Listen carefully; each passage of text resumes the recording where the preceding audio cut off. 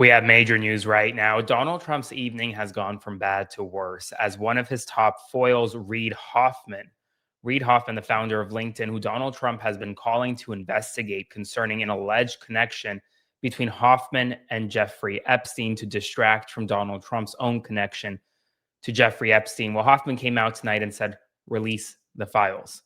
Donald Trump wasn't expecting this. He's essentially calling Trump's bluff. And everyone needs to know this because right now, what we're seeing is even the people that Donald Trump claims are connected to Jeffrey Epstein, well, they're coming out and saying, we want all the files released. Donald Trump, meanwhile, isn't saying that when he is connected to Jeffrey Epstein. So like, comment, share, and subscribe. Spread this everywhere. So let's start. Reid Hoffman's statement. Reid Hoffman, Trump should release all of the Epstein files, every person and every document in the files. I want this complete release because it will bring justice for the victims. I want this complete release because it will show that the calls for baseless investigations of me are nothing more than political persecution and slander.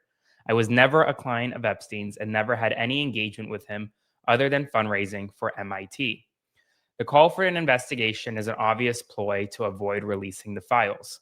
Simply release all the files and expose the people who had both deep and ongoing relationships with Epstein.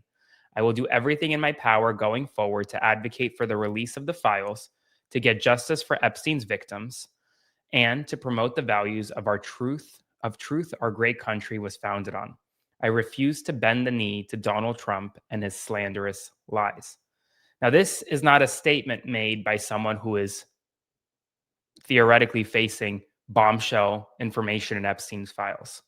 If his name was in these files criminally, he would not come out and say, release all of the files, every person and every document in the files.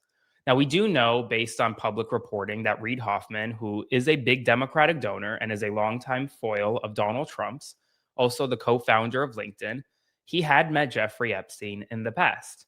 Like he says in his tweets, he was engaged with Epstein during a short period of time, I believe it was in 2014 or 2015, concerning fundraising for MIT, the school, the university. There is public reporting that Reid Hoffman was on Epstein's island once as part of the fundraising efforts. What we don't know is any other connection Reid Hoffman has with Epstein, and no survivor thus far has alleged that Reid Hoffman has done anything wrong. Now, that doesn't mean he hasn't, right? I mean, the evidence needs to be released.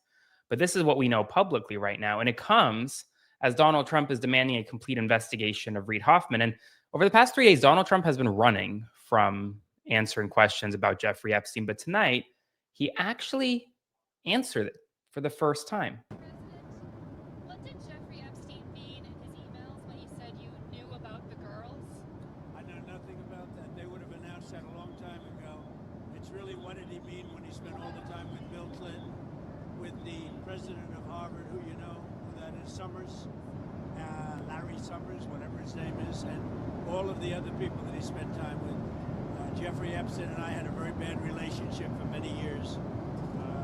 But he also saw strength because I was president. So he dictated a couple of memos to himself. Give me a break. You're going to find out what did he know with respect to Bill Clinton, with respect to the head of Harvard, with respect to all of those people that he knew, including J.P. Morgan Chase. Sir, Yeah, if Jennifer, there's nothing incriminating in the files, Venezuela, sir. why are you acting as if... Quiet, McGee.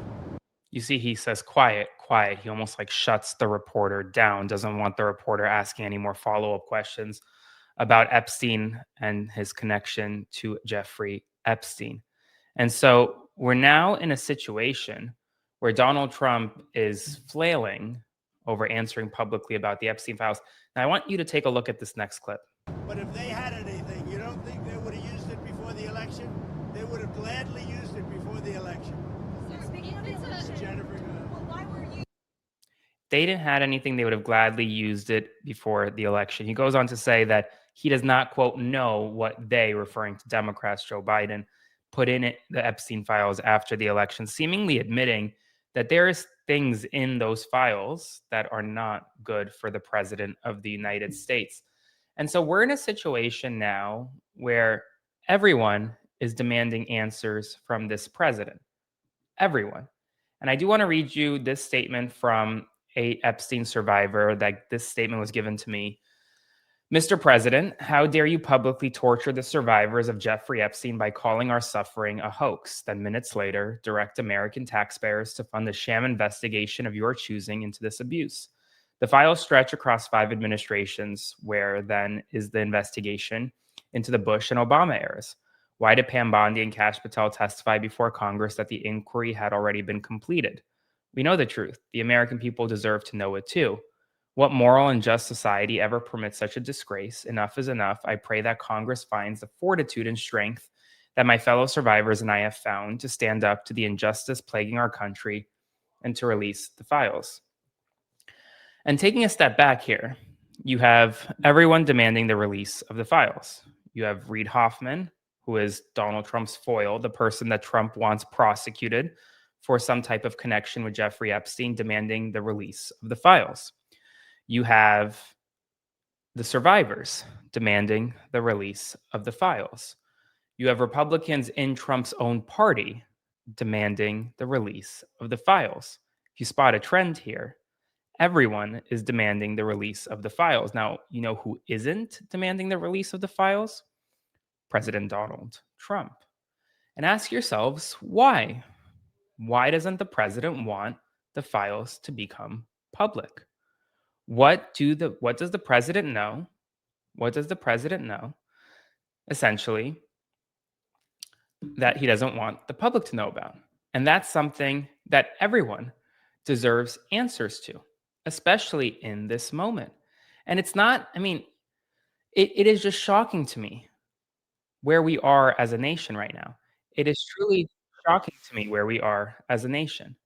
And what's even more shocking is the way some Republicans have kind of come out concerning Jeffrey Epstein, just trying to excuse the fact that he's having sex with minor children. And the latest disgusting remark, Alan Dershowitz. Well, let me give you an example. 10 minutes before you went on, the predecessor show described Jeffrey Epstein as a convicted pedophile. He pleaded guilty to one count of having sex for money with a 17-year and 10-month-old person. That's not pedophile. Are you serious? Are you serious right now? Are you serious? That's disgusting. That is absolutely disgusting. And finally, Donald Trump just did something I never thought would be happening. He just withdrew his support for Marjorie Taylor Greene.